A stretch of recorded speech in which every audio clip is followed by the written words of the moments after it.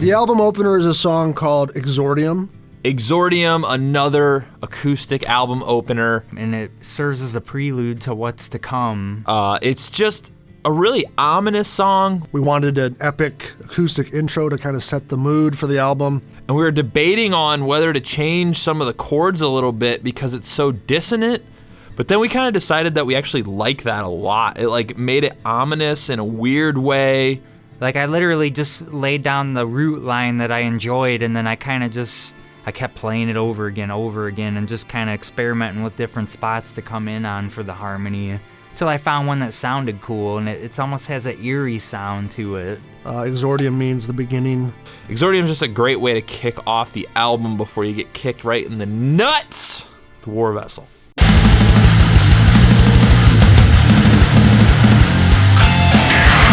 The next track is War Vessel.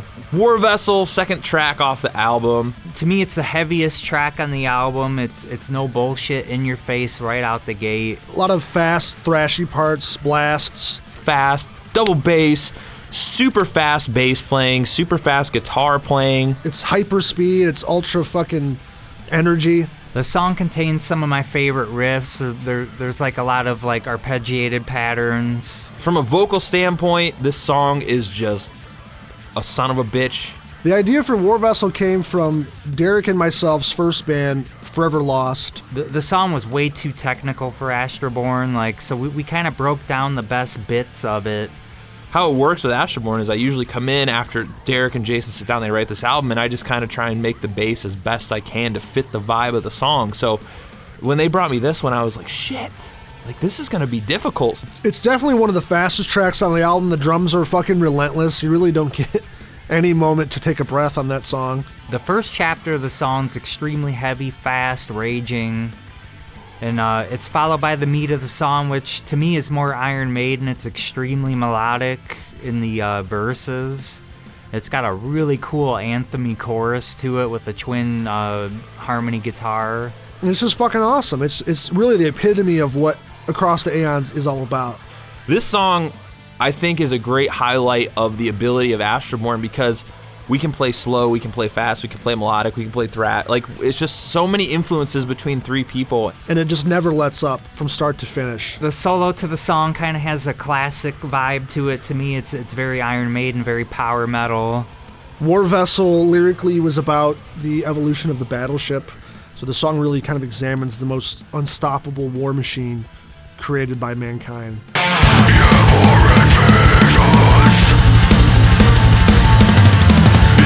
All right, track 3 is a song called Nocturnius. Nocturnius, that's one of the more groovy tracks on the album, I think. The groove is there, the speed is there, the melodies are there, and it's just an all-around cool song. I mean, it's one of my favorite songs off the album. Double bass through the roof. It's got a lot of fun shit going on. There's a lot of cool, like, nuances in this song, and it's gritty. It just has a good groove to it. It's a good mid-pace song. Very catchy. Anthemic, big, melodic metal. That's what we do. It was written during a time when we were all stuck indoors. Every song's different, but you can tell, like, there's similarities across the board, and I think that's why. Like, it was all written during the same duration of time when we were all stuck indoors for a year. Really awesome peaks and valleys. There's some amazing acoustic stuff on this song. I slapped on another acoustic piece on the end of this one. I don't know, man. I just kind of go by feel. I felt like it just needed something extra on the end of it. To me, it's always, the standouts are always the acoustic parts. I'm just a sucker. Like, I play acoustic guitar more than I play any other instrument 99% of the time. When I was researching the song was originally written about night terrors and sleep paralysis. So when I started researching that, I stumbled upon this poem by H.P. Lovecraft, and it fit really well into it, so I was immediately inspired, and things just took off from there. I recruited Shredder Steve Redmond for the solo on this, and fucking A, dude hit it out of the park on this one. Holy shit, this dude, like, Steve fucking killed it. It's amazing. He just does not fuck around on these leads.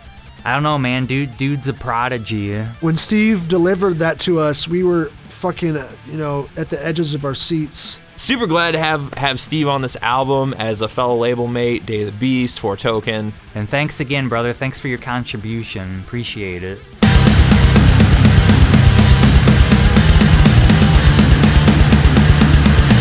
Track 4 is a song called Skybreaker, which is the shortest heavy track on the album. Clocks in at a short 3-minute time span. I mean, we did kind of plan that. We wanted to have a more short, in-your-face, like straight to the punch.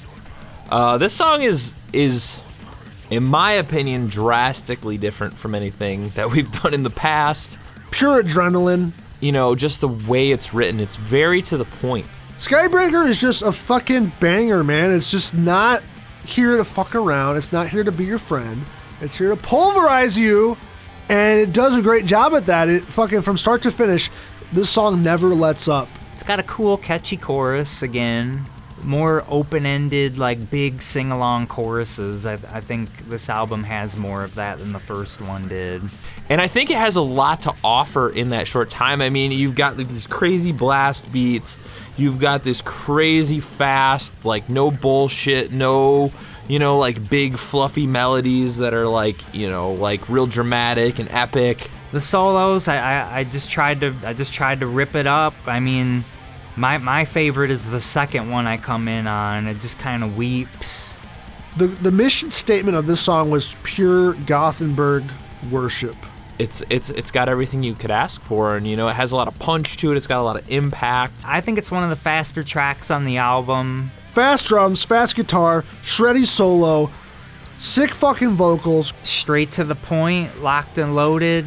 The song is essentially about how an alien civilization would oversee the Earth and its development, and in the end decide that humanity is just not worth saving because of our desire to inherently self-destruct.